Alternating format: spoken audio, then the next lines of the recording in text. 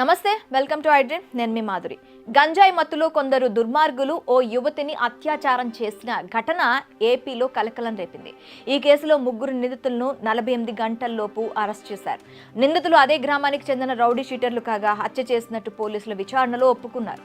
బాపట్ల జిల్లా చీరాల మండలం ఈపురపాలెంలో తెల్లవారుజామున బహుర్భూమికి వెళ్లిన 21 ఏళ్ల సుచరిత అనుమానాస్పద స్థితిలో చనిపోయింది. బయటకు వెళ్లిన కూతురు ఎంతసేపటికి తిరిగి రాకపోవడంతో వెతుకుతూ వెళ్లిన తల్లికి స్థానిక గర్ల్స్ హై స్కూల్ సమీపంలో సుచరిత డెడ్ బాడీ కనిపించింది. శవమై కనిపించిన కూతుర్ని చూసి ఆ తల్లి బోరున విలపించింది. ఘటనాస్థలానికి చేరుకొని కేసు నమోదు చేసిన పోలీసులు దర్యాప్తు చేపట్టారు.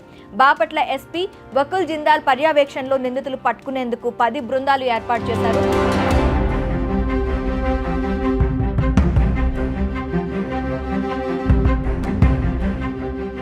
సుచరిత అత్యాచారం హత్య కేసును 48 గంటల్లోపే పోలీసులు ఛేదించారు. ఈ కేసులో 3 నిందితులను పోలీసులు అరెస్ట్ చేశారు. దేవరకొండ విజయ్, కారంకి మహేష్, దేవరకొండ శ్రీకాంత్ 3 నిందితులుగా తేల్చారు.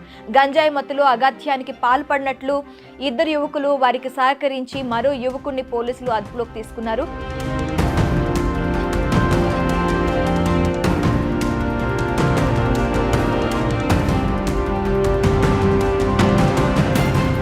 యువతిపై అత్యాచారం చేసి ఆ తర్వాత హత్య చేసినట్లు పోలీసులు విచారణలో తేలింది. బాధిత కుటుంబానికి ప్రభుత్వం 10 లక్షల ఎక్స్ గ్రేషియో ప్రకటించింది.